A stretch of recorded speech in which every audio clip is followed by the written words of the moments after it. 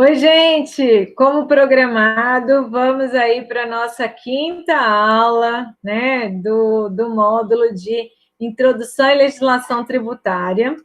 E gostaria, né, de ressaltar, assim, que as atividades propostas, elas são bem interessantes, né, bem simplificadas, mas que o conteúdo, ele é bem interligado com tudo que a gente já viu ao longo desse semestre, tá? Então, falando aí um pouco dos princípios do direito tributário. Então, quais são os objetivos? Reconhecer quais são os princípios do direito tributário, reconhecer os principais tributos empresariais. Então, já fazendo um link aqui com a nossa atividade, gente, a atividade, ela vai pedir aqui, ó, cite os princípios do direito tributário e diga o que você entendeu, né? E o outro, cite os princípios do direito empresarial. Então, o primeiro é cite os direitos dos princípios tributários e o outro, cite os princípios do direito empresarial. Então, começando aqui sobre tributo, né? A lei foi estabelecida é a lei, né? 5.172 de 1966, né? Falou aí o Código Tributário Nacional. Gente, é de 66. Realmente está precisando de uma alteração, de uma nova discussão. Nós já estamos aí em 2020, passamos, inclusive, uma situação de pandemia que coloca realmente em xeque. Nós temos lá essa como premissa aí desse governo, fazer uma reforma na legislação tributária do país. E é realmente necessária, gente. Foi de 66, nós estamos em 2020, né? Então, no seu artigo 3 dessa lei, ele fala que toda prestação pecuniária compulsória em moeda ou valor nela se possa exprimir que não constitua sanção de ato ilícito, instituída em lei e cobrada mediante atividade administrativa plenamente vinculada. Ou seja, tudo que a gente produz vai ser tributado. Tá? Tudo que a gente produz, vai ser tributado. Tá? A gente vai pagar em dinheiro e não em serviço, por estar comercializando, por estar produzindo. Isso é muito oneroso, tá, gente? Por isso que diz que o brasileiro paga muito imposto, né? Já está escrito no nosso código desde 1966, né? A prestação, ela é compulsória, ou seja, eles não vão pedir para você dizer se paga ou não paga. Ela é compulsória, você vai pagar, tá? É imposta pelo Estado, independente da vontade do contribuinte. Os princípios tributários são relatados na Constituição, e aí está lá, né? A tributação, da tributação e do orçamento, capítulo 1, do Sistema Tributário Nacional, seção 2, das limitações ao poder de tributar. E aí, gente, a gente tem muitos impostos, né? Que a gente paga sobre o produto que a gente faz, tá? E aí vai vir alguns princípios, que é o que eu peço lá para vocês citarem e explicarem, tá? Princípio da legalidade. Somente poderão exigir ou aumentar tributos através de lei ordinária. Mas no nosso país é feito tanto isso que a gente já né, já está acostumado, né? A lei que exigir o tributo deve mencionar, segundo o seu artigo, o fato tributável, a base de cálculo, a alíquota, os créditos, a identificação do sujeito passivo da obrigação tributária e o sujeito passivo, né? Então, por exemplo, o princípio da legalidade é que você vai cobrar um tributo, tem que ter sido feito por lei, tá? Nossa, professora, mas tem aquele flanelinha lá que me cobra para cuidar do carro e acaba que é uma taxa lá que eu pago de estacionamento, flanelinha, né? Ele não é tido como tributo, mas é uma conta que você faz mesmo, né? Que você paga mesmo. Então, o flanelinha não tem legalidade porque aquilo que ele faz não está em lei, mas a gente sabe que ele cobra, né? Por isso aqui ele cobra na ilegalidade, tá? Então, o princípio da legalidade é que para cobrar tem que estar escrito na lei. Ah, mas se eu não pago, professor, e digo que é ilegal ele estar me cobrando, ele vai lá, arranha meu carro, ele quebra o vidro. Gente, é triste essa situação. Mas ele não tem legalidade, né? Porque não foi estabelecido por lei. O princípio da legalidade é que está estabelecido em lei. Princípio da anterioridade estabelece que os entes não possam exigir tributos no mesmo exercício financeiro em que estes foram criados ou majorados. Então, por exemplo, acabei de criar uma lei e já tô aplicando ele a tudo que você já produziu. Ou seja, você é uma empresa que está desde o início do ano produzindo e eu criei essa taxa agora. Então, eu vou cobrar tudo o que você já produziu. Não pode, tem que ser a partir da data em que ela foi criada, né? Então, você vai cobrar a partir de agora, não antes, né? Princípio da vedação ao fisco, né? A cobrança de tributos deve se pautar dentro do critério da razoabilidade, não podendo ser excessiva e antieconômica, né? Você não pode pagar um tributo que vai inviabilizar o seu funcionamento. Mas, gente, isso aqui nem sempre acontece, né? O inverso é o que mais acontece. A gente paga tantas contas que quando a gente vai ver, a gente não está obtendo lucro, né?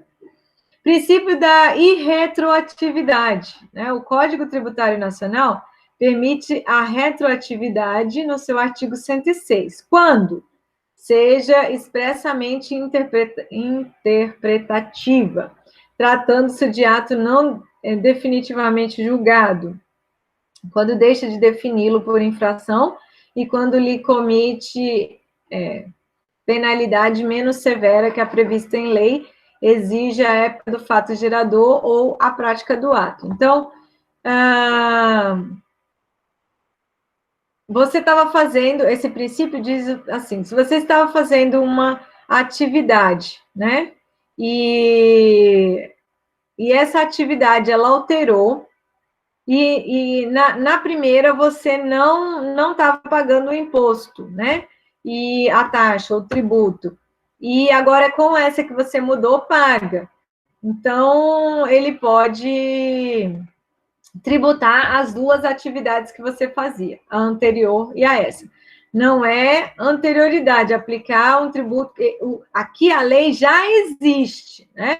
Aqui a lei já existe, só que você mudou de atividade, você estava fazendo uma atividade que não estava incluída, né? E agora ela passou a ser incluída, né? Então aí você pode cobrar, tá?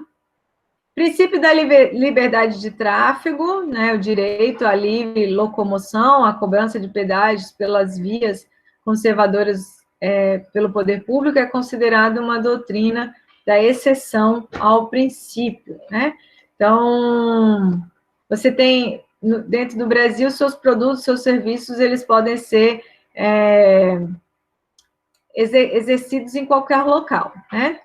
Princípio, a igualdade e isonomia tributária, proíbe a distinção arbitrária, né? Então, o mesmo imposto que cobra para uma grande empresa tem que ser o mesmo imposto que cobra para uma pequena, a não ser que tenha sido feito em lei, né?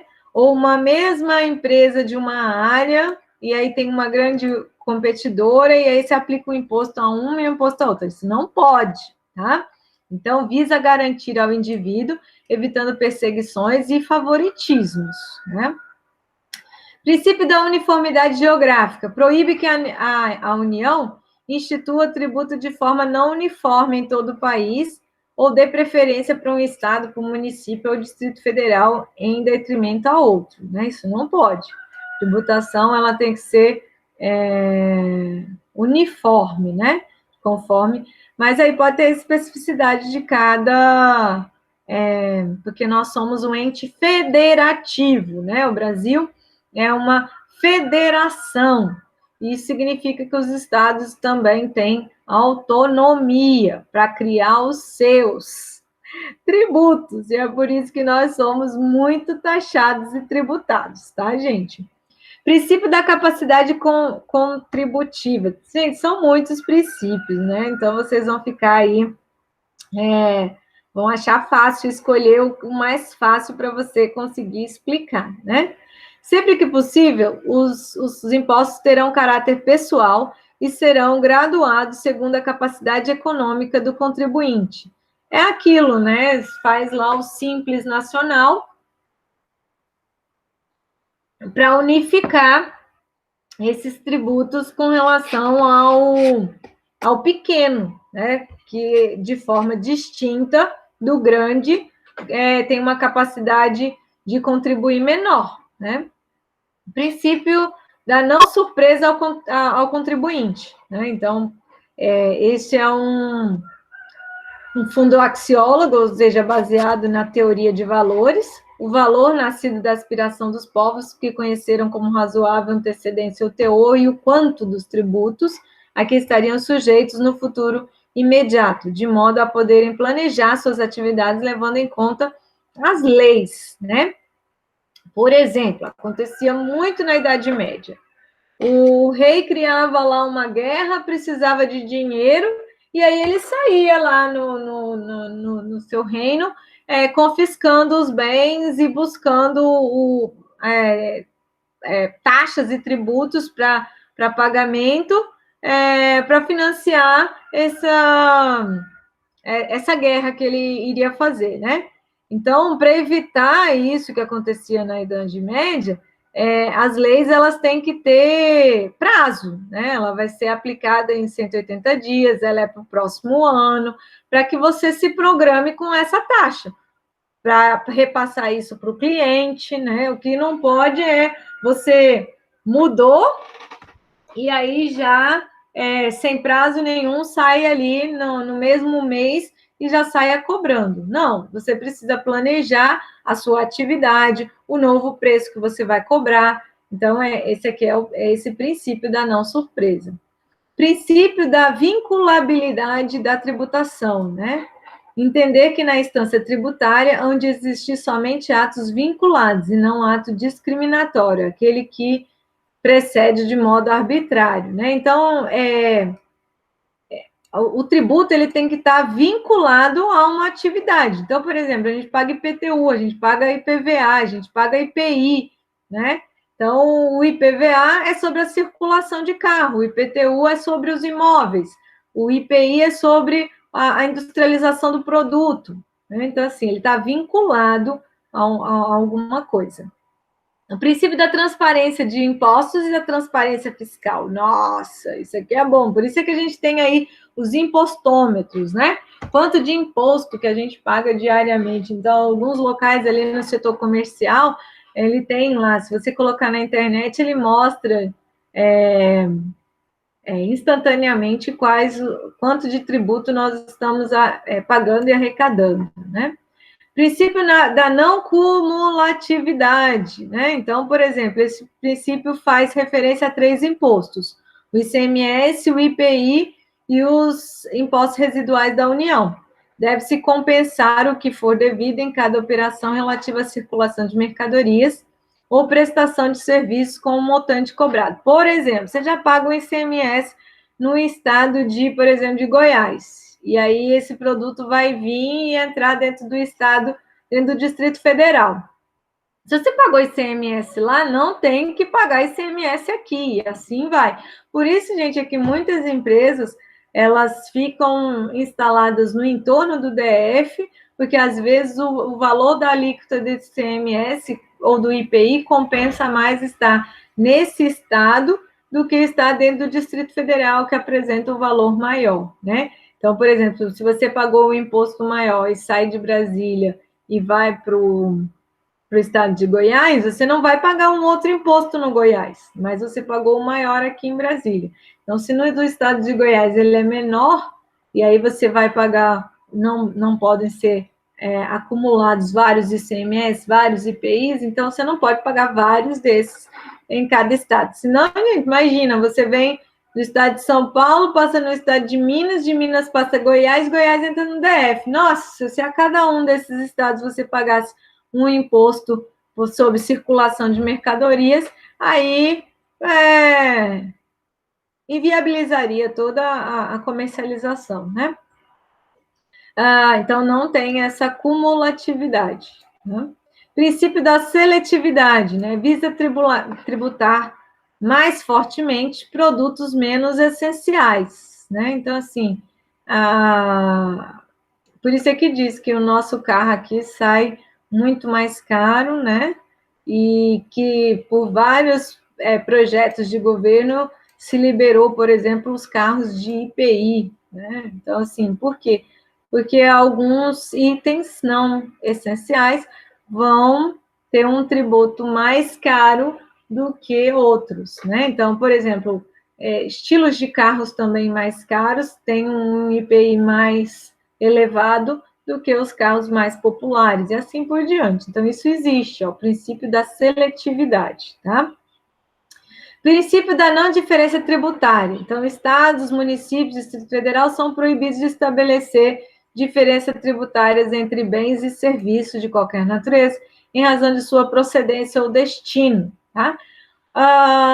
Isso aqui é para evitar, por exemplo, no estado de São Paulo, o computador ele vai ser tributado mais barato do que aqui no estado do Amazonas. Então, no estado do Amazonas, você vai tributar o computador, o mesmo computador do estado de São Paulo, o mesmo computador do Amazonas, eles não podem ter tributação diferente. Você tem tributação sobre os computadores e não de acordo com o estado, tá? Princípio da tipicidade é análoga à penal, né? Quer dizer que o tributo somente será devido se o fato concreto se enquadrar na previsão da lei tributária. Então, por exemplo, tipificação é se está em lei, aí ele é caracterizado, ele é definido, né? Tipicidade ele tem que estar definido em lei, né? Então, assim como o fato criminoso tem que se enquadrar na lei penal, né? Então, por exemplo, o imposto lá, né? O tributo ele tem que estar previsto em lei. Né? Se ele não está previsto em lei, ele não tem tipo, ele não pode ser cobrado. Princípio da imunidade. Pagamento facultativo a entes federativos reciprocamente e em relação aos impostos sobre o patrimônio, renda ou serviços. Os templos de qualquer culto, os partidos políticos, as entidades sindicais, as instituições de educação, assistência social sem fins lucrativos, os livros, jornais, periódicos e papel destinado à sua impressão, eles não precisam pagar determinados impostos, né? Eles têm, tipo, uma imunidade, né? Então, assim, mas a lei lá define quais são os itens, né? Que você não vai, vamos dizer assim, vai pagar de forma facultativa, né? Então, por exemplo, os templos, os partidos políticos, né? As entidades sindicais, mas isso aí vai ter uma outra lei que vai vamos dizer assim, regulamentar, né? Você tem esse princípio, mas você tem que ter uma lei, uma norma que regulamenta esse princípio da imunidade aplicada a esses casos aqui, tá? No Brasil, a gente vê muito, né, problemas, né, principalmente agora que a gente está indo para aí épocas de eleições, partidos recebendo doações, e esse dinheiro que eles recebem não são tributados. Essas são as questões, né? Esses daí foram os princípios do direito tributário. Gente, realmente, precisamos de uma reforma, porque isso daí já não está, chegamos aí a 2020, isso daí precisa ser revisto, porque realmente o brasileiro tem pagado muito imposto e onerado muito o crescimento das nossas empresas, tá? Sobretudo em agroindústria. Eu acho que você já deve ter observado por que Brasília cresce tanto atacadões, né? Por que para tudo quanto é lado, a gente tem observado muito atacadões? E a gente observa muito atacadões porque os princípios tributários para o atacadão é diferente de um supermercado, de um hipermercado. Então, as vantagens financeiras, as vantagens tributárias são maiores para quem é atacadão, né? Por isso que a gente vê hoje que muito atacadão é atacarejo, né? Vende a varejo também, e aí eles têm uns valores lá diferentes, né? Da atacado é tanto, no varejo é tanto. E essas diferenças de preço, gente, está envolvida com o direito tributário ali, as vantagens tributárias que tem, e fiscais, né? Fiscais e tributárias quando você vende no atacado, tá? Isso precisa ser estudado, tá, gente? A gente precisa ampliar nossos conhecimentos aí se a gente quiser entrar nesses mercados de atacado e varejo. Principalmente se a gente quer vender para eles, né? Colocar nossos produtos nesses locais. Principais tributos empresariais, gente. Então, além dos encargos trabalhistas apresentados aí no capítulo de cálculos trabalhistas, os principais tributos empresariais praticados no Brasil são, né? De acordo com a União, o importação de produtos estrangeiros, o II. Exportação para o exterior de produtos nacionais e nacionalizados, o EE. Renda e proventos de qualquer natureza. Nosso famoso imposto de renda, gente, aqui, o IR. Esse daqui é um tributo da União. Um tributo sobre os produtos industrializados, que é o IPI. Operações de crédito de câmbio, IOF. Propriedade territorial rural, o ITR, né? O Imposto de Renda sobre a propriedade rural. Sobre grandes fortunas e outros impostos, desde que não cumulativos, que não tenham fato gerador ou cálculos próprios discriminados na Constituição, e impostos extraordinários, que também podem ser criados, né? Nos estados e no Distrito Federal, nós temos a tributação de causa, mortes e doação sobre quaisquer bens e direitos, que é o ITBI, né? As operações relativas à circulação de mercadorias e prestação de serviços de transporte interestadual, que é o ICMS, e a propriedade dos veículos automotores, que é o IPVA. Os municípios e o Distrito Federal têm a propriedade predial e territorial, que é o IPTU, né? A transmissão intervivos a qualquer título, por ato oneroso de bens imóveis por natureza, a cessão física dos direitos reais sobre imóveis, exceto de garantia, bem como a cessão de direitos à sua aquisição, serviço de qualquer natureza, que vem no ICMS e ISS, tá? Gente, toda essa questão hoje tributária, ela está muito... porque hoje a gente já tem a nota fiscal eletrônica. Por que a gente tem a nota fiscal eletrônica? Porque antigamente, para você vender, você vendia, e aí depois, quando você fosse fazer a sua declaração de imposto de renda lá mensal ou anual, é que você declarava os impostos, né? O que você vendeu e como seria a incidência dos impostos. Hoje, com a nota fiscal eletrônica, você já comunica, assim que você vende, você já comunica a venda desses produtos e já está inserido na nota fiscal todos os impostos necessários, tá? Então, em tempo real, a União está sabendo o que você está vendendo e quais são os tributos que ela vai arrecadar e quanto que você vai pagar de tributo no final do mês ou no final do ano, né? E faz-se, né, as campanhas do Nota Legal lá, para que todo consumidor exija a sua nota fiscal e aí não tenha nenhum bem sendo comercializado sem que pague imposto, né, ou todos os impostos devidos, né? Então, hoje já está bem amarrado por causa do sistema de informação, por causa do sistema de internet, que por meio da nota fiscal eletrônica, o cupom fiscal, você já informa seja ao município, seja à União, quanto que vai ser arrecadado de imposto, né? Então, assim, é uma forma de ter previsão da arrecadação também, né? Gente, a nossa atividade avaliativa número 5 é estude um material teórico e elabore um seminário, um PowerPoint sobre legislação trabalhista básica, né? Então, assim, aqui vem um link do YouTube para te ajudar, né? Você vai me mandar aí o PowerPoint ou você vai desenhar aqui os slides sobre legislação trabalhista básica, tá? Então, a CLT, né? A CLT lá, você vai montar um slide para mim sobre o que você entendeu, aprendeu sobre legislação trabalhista básica, tá, gente? Então é isso, muito obrigado, ótima semana para vocês, ótimo trabalho.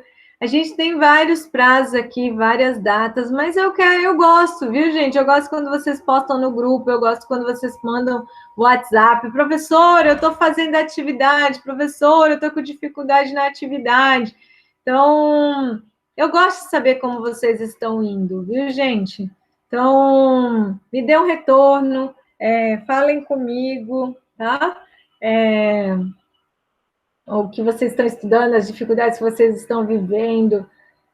Me dá esse retorno, tá, gente? Pode ser pelo WhatsApp, pode ser nas nossas Google Sala. Quem quiser aí aparecer, me manda um WhatsApp. Professora, vamos entrar na sala? A gente entra na sala, tá, gente? Então, me manda aí as necessidades. Falem para mim como vocês estão. Então, hoje, na aula anterior, eu me abri para vocês de como eu estava vivendo esse período, esse tempo, né? Então, assim, eu quero ouvir de vocês também, viu? Não esqueçam de mim, não. Eu estou aqui com vocês. Eu acho importante a gente ter essa relação. A gente tem trabalhado muito mais, eu sei que vocês têm trabalhado muito mais. Quando a gente tinha o nosso momento na sala, aí era aquele momento que vocês iam fazer as atividades, tirar dúvida com os colegas, mas eu quero que vocês continuem fazendo isso. A gente tem a Samela, a gente está lá no grupo de WhatsApp, eu tenho certeza que se vocês pedirem ajuda lá no WhatsApp, a Samela, que é a nossa mediadora digital, ela vai ajudar vocês, virtual, e também todos os colegas que já estão fazendo as atividades. Eu tenho certeza que eles vão ajudar vocês se vocês tiverem algumas dúvidas, tá, gente? Mudamos a forma de nos encontrar. Estamos nos encontrando por meio digital. Então, eu gosto muito quando vocês me dão esse retorno. Fico aguardando vocês, viu, gente? Muito obrigado!